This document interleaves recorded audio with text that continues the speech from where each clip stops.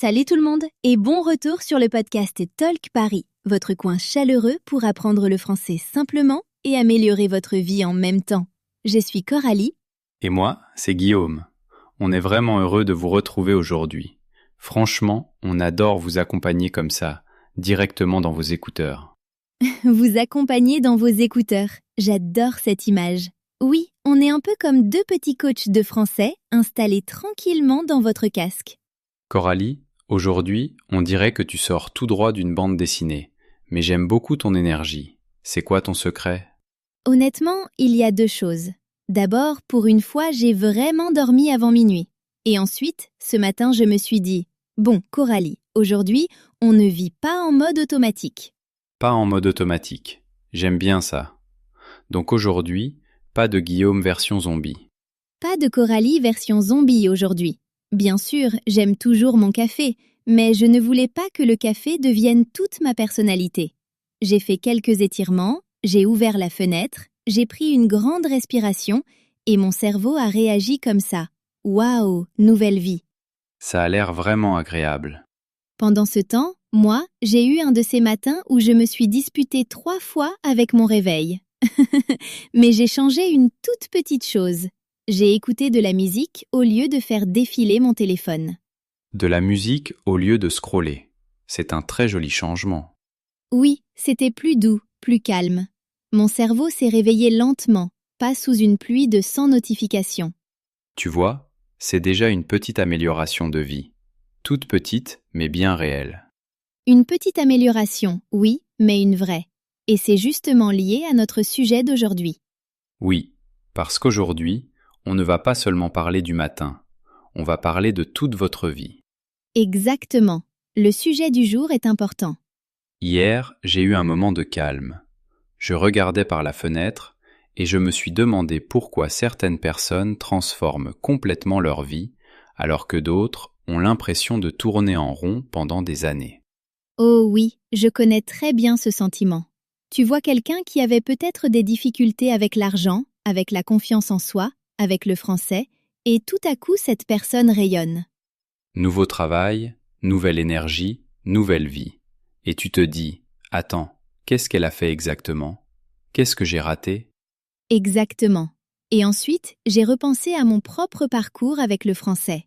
Au début, j'avais l'impression d'escalader une énorme montagne. Tellement de mots, de grammaire, de sons inhabituels.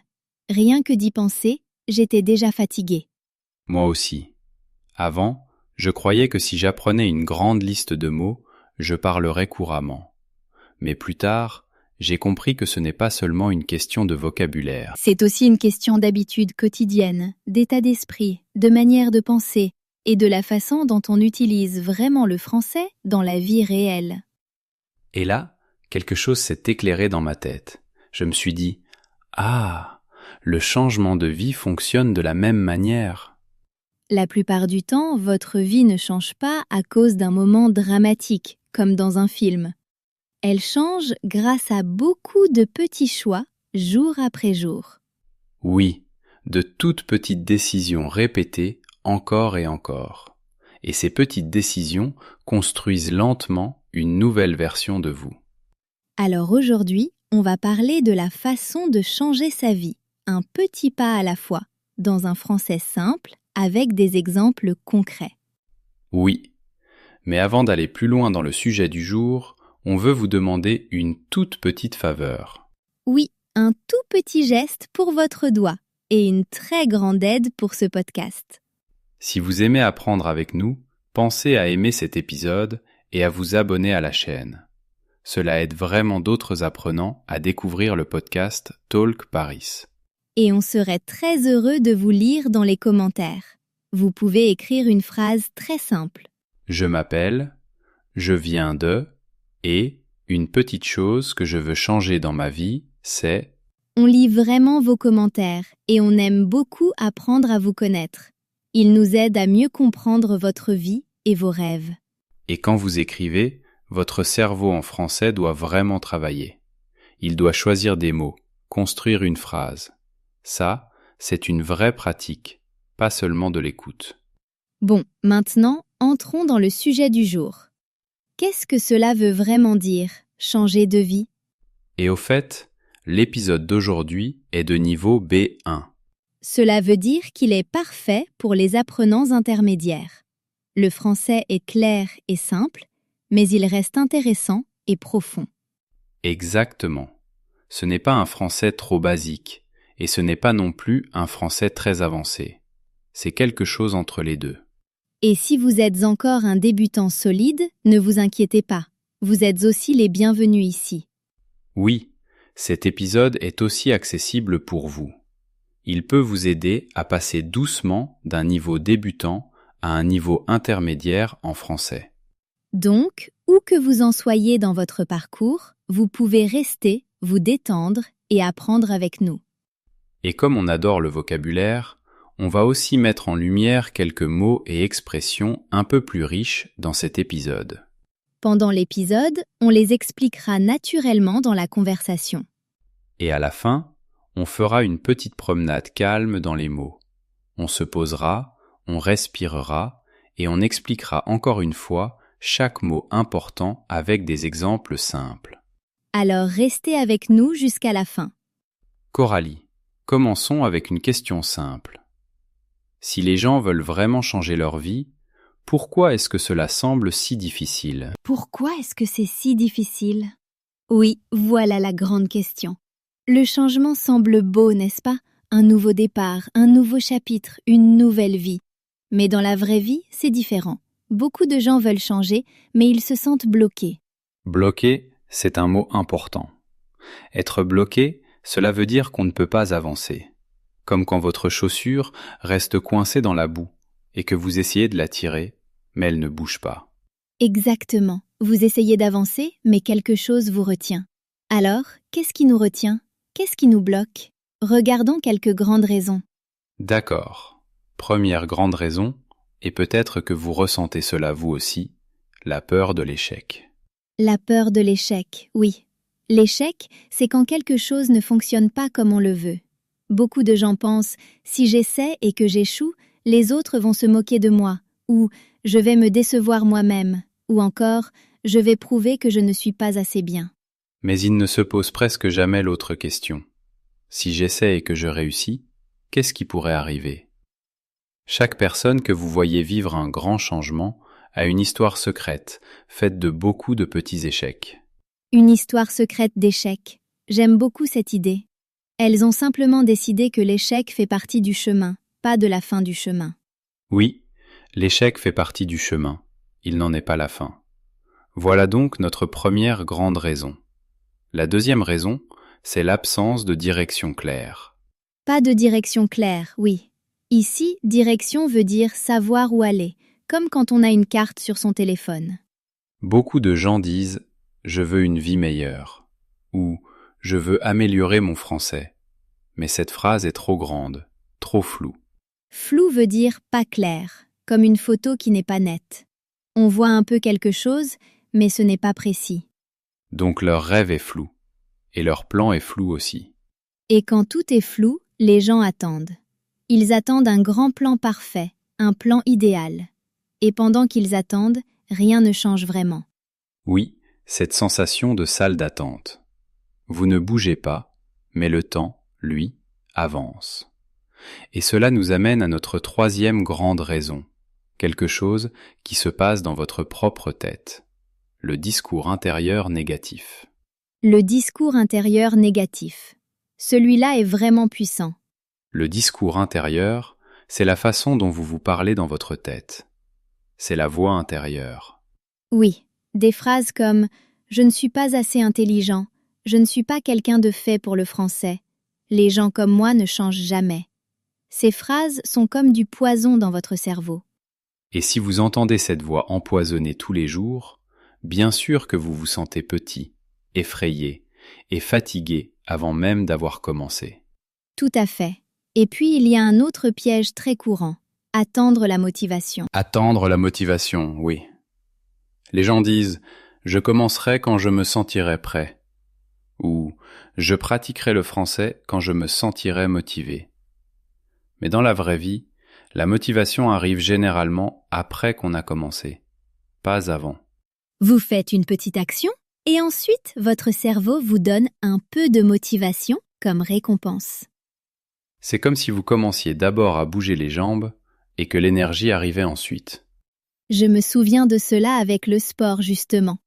J'attendais et j'attendais le jour parfait pour recommencer à courir. Un nouveau mois, une nouvelle semaine, du beau temps.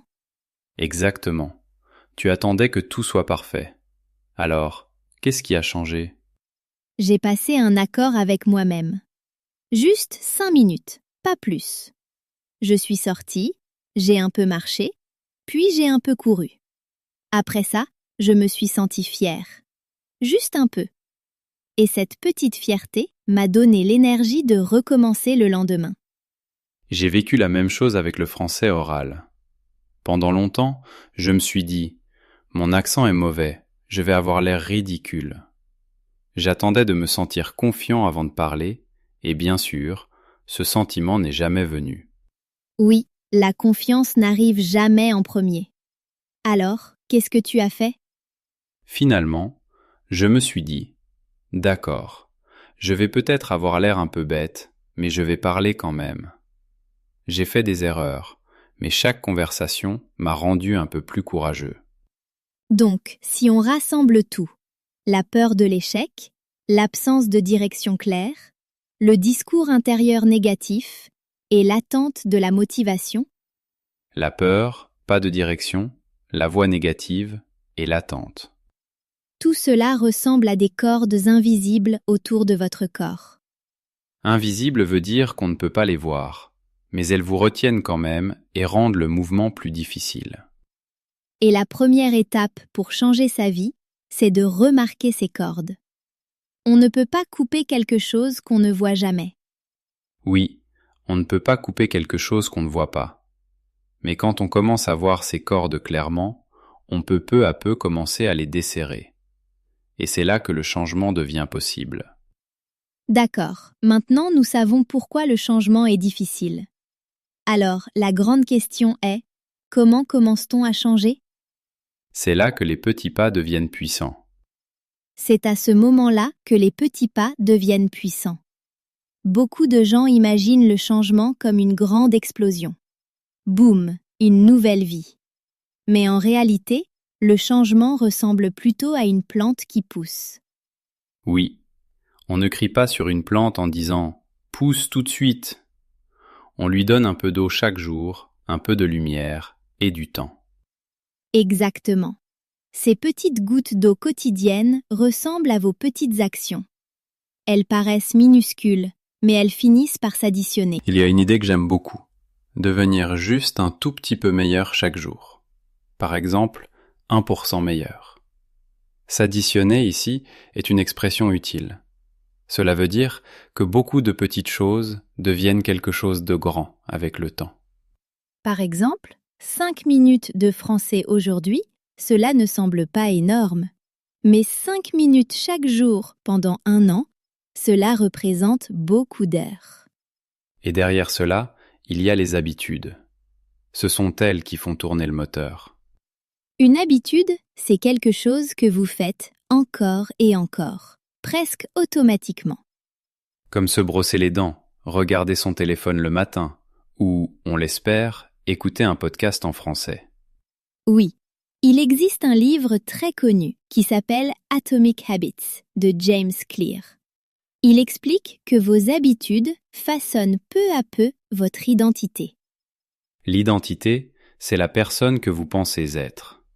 Par exemple, si je lis en français tous les soirs, même seulement pendant 10 minutes, après un certain temps, je commence à me dire « je suis le genre de personne qui lit en français ». Et cette image de soi rend la suite plus facile. Alors, quelles petites habitudes nos auditeurs peuvent-ils essayer? Peut-être lire une page d'un livre en français chaque soir, ou écrire 2 phrases sur sa journée en français, ou encore écouter ce podcast pendant qu'on cuisine ou qu'on fait le ménage. Ou bien une toute petite habitude de pensée. Chaque fois que vous dites « je suis nul en français », vous vous arrêtez et vous remplacez cette phrase par « j'apprends le français ». C'est un changement minuscule, mais très puissant. Oui, l'idée essentielle de cette partie, c'est que de petites actions répétées encore et encore peuvent construire en secret un immense changement dans votre vie. Exactement. Vous n'avez pas besoin d'un grand plan dramatique. Vous avez juste besoin d'une petite action que vous répétez. Oui, nous avons déjà utilisé le mot état d'esprit, alors prenons un peu de temps pour en parler. Oui, l'état d'esprit, c'est la manière dont vous pensez à vos capacités et à votre avenir. C'est un peu comme le style de voix que vous avez dans votre tête. Est-ce une voix gentille et pleine d'espoir ou une voix douloureuse et négative? Il existe une idée très connue, l'état d'esprit de progression et l'état d'esprit figé. Avec un état d'esprit de progression, vous pensez « je peux m'améliorer, je peux apprendre, je ne suis pas parfait, mais je peux devenir meilleur ». Avec un état d'esprit figé, vous pensez « c'est comme ça que je suis mauvais en langue, je ne peux pas changer ». Et devinez lequel vous aide le plus. Oui, ce n'est pas très difficile à comprendre. Et notre cerveau a aussi une sorte de système de filtre. Son nom complet est le système réticulaire activateur, le RAS. Ne vous inquiétez pas, vous n'avez pas besoin de retenir ce nom. Il suffit de comprendre son rôle. Ces filtres du cerveau décident quelles informations sont importantes pour vous. C'est un peu comme un ami qui vous dit « regarde ça ». Vous pouvez alors faire attention à cette chose. Par exemple, quand vous apprenez un nouveau mot de vocabulaire, soudain vous le voyez partout. Dans un film, dans un livre, dans le titre d'une vidéo. Ce mot était déjà là avant, mais maintenant votre cerveau dit « Oh, on le connaît, montre-le ». Donc, si votre voix intérieure répète toujours « je ne peux pas, je ne peux pas, je ne peux pas », votre cerveau va chercher des preuves pour vous montrer que vous avez raison. Mais si votre voix intérieure dit « j'apprends, je progresse », votre cerveau commencera à vous montrer de petits signes de progrès. Voilà pourquoi certaines personnes disent qu'on peut reprogrammer son esprit, comme si on installait une nouvelle application dans son cerveau. Oui, une nouvelle application dans le cerveau. J'aime beaucoup cette image. Et pour faire cela, on peut utiliser 3 petits outils, les affirmations, la visualisation et la gratitude. On va utiliser un français simple ici. Une affirmation, c'est une phrase positive que vous vous dites volontairement. Par exemple, je deviens meilleur en français chaque semaine. La visualisation, c'est quand vous fermez les yeux et que vous vous imaginez en train de faire quelque chose correctement. Par exemple, vous vous imaginez parler calmement pendant un entretien d'embauche. Et la gratitude, c'est le fait de ressentir de la reconnaissance. Vous regardez votre journée et vous dites « D'accord, aujourd'hui a été difficile, mais je suis reconnaissante pour ce bon moment. » Quand vous pratiquez ces choses, vous entraînez votre cerveau non pas à mentir, mais à voir des possibilités, et pas seulement des problèmes. Oui, l'objectif est simple. Faire de votre voix intérieure un coach et non un critique. Et puis, il y a un autre grand ennemi du changement, la perfection. La perfection, cela veut dire que tout est parfait à 100%. Aucune erreur, aucun problème. Et beaucoup de gens attendent secrètement ce moment parfait avant de commencer. Quand mon français sera meilleur, je parlerai. Quand j'aurai plus de temps, j'étudierai. Quand je me sentirai en confiance, je postulerai à ce travail. Mais voici la chose un peu drôle. On obtient souvent la confiance après avoir commencé, pas avant. C'est comme être au bord d'une piscine et dire « Quand je me sentirai à l'aise, je sauterai. » Mais le confort arrive après le saut. C'est tellement vrai. Quand j'ai commencé à m'enregistrer en train de parler français, je me sentais très gênée. Ma voix me paraissait étrange. Je voulais que chaque phrase soit parfaite. Tu as supprimé beaucoup d'enregistrements ? Oh oui, énormément. Mais un jour, je me suis dit, cette vidéo n'est pas parfaite, mais elle est assez bonne. Je l'ai publiée et tu sais quoi ? Il ne s'est rien passé de grave. Certaines personnes l'ont même aimée. Il y a une phrase que j'adore. Un début désordonné vaut mieux qu'un jour parfait. Parce que ce jour parfait veut parfois dire jamais. Donc, si vous attendez le moment parfait, peut-être que c'est votre signe. Commencez maintenant, même d'une manière imparfaite. Et ne pensez pas à tout changer. Pensez seulement à ceci. Quelle est la seule action simple que je peux faire aujourd'hui? Peut-être envoyer un court message vocal en français? Peut-être lire un paragraphe? Peut-être écrire un email? Ces actions imparfaites construisent peu à peu quelque chose de très important. L'élan. Souvenez-vous, l'élan, c'est cette énergie de mouvement qui rend les choses plus faciles une fois qu'on a commencé. Une fois que le vélo avance, vous n'avez plus besoin d'autant de force qu'au premier coup de poussée. Alors voici un mini défi pour vous. Pensez à une chose que vous continuez à repousser et donnez-lui 5 minutes aujourd'hui. Juste 5. Juste 5 minutes, oui. Cela semble petit, mais cela peut ouvrir une petite porte dans votre journée. Et il y a encore une chose dont nous devons parler si vous voulez un vrai changement. Votre environnement. L'environnement, c'est tout ce qu'il y a autour de vous.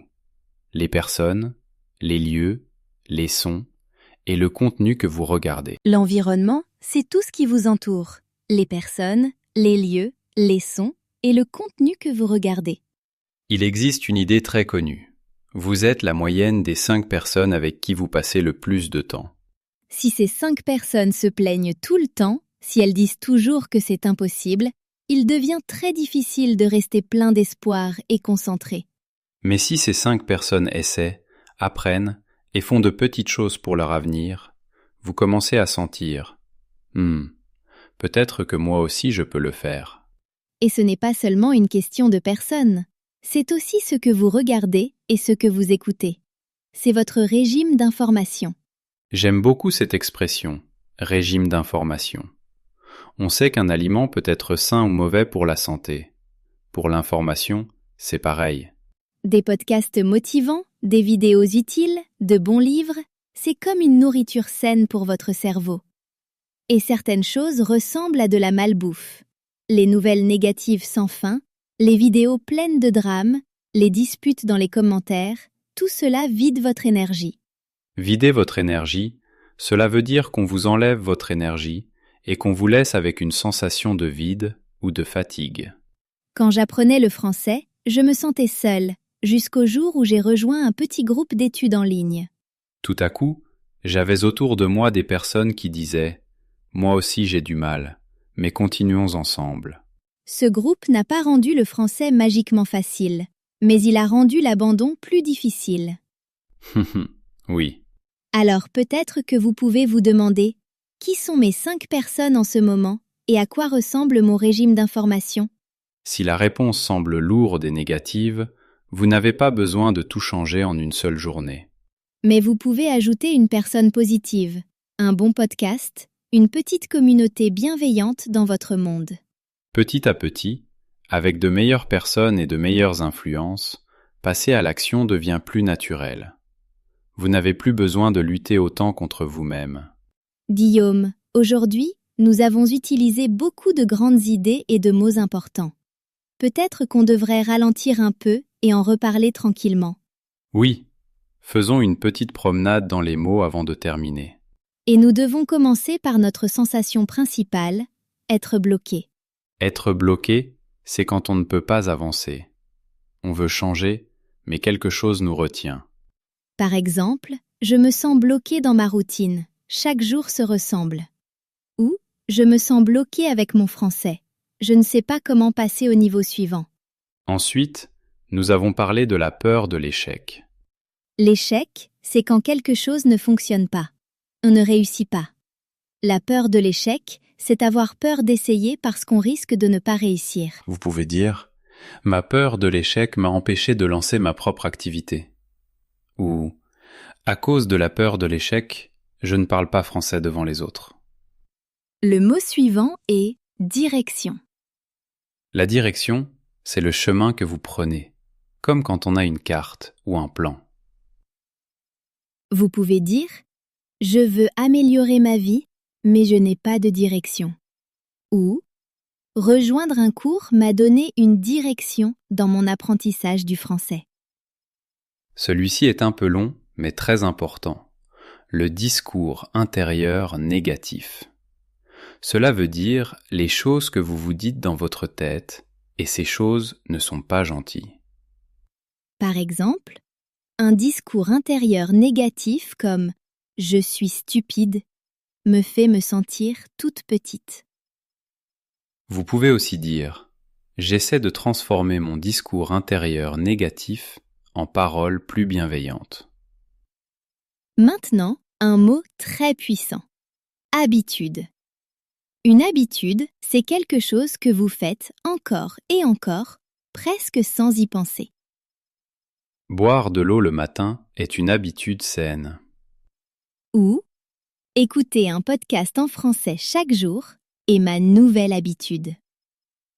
Et ces habitudes changent lentement votre identité. L'identité, c'est la façon dont vous vous voyez, le genre de personne que vous pensez être. Par exemple, après 1 an de lecture, mon identité a changé. J'ai commencé à me voir comme une lectrice. Ou son identité maintenant, c'est « je suis un apprenant de français » et non « je suis mauvais en français ». Mot suivant. État d'esprit. L'état d'esprit, c'est votre manière générale de penser à vos capacités et à votre avenir.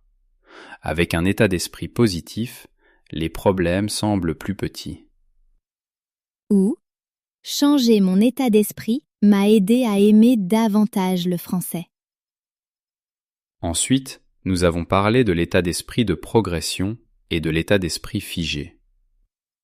Un état d'esprit de progression signifie que vous croyez que vous pouvez apprendre et vous améliorer.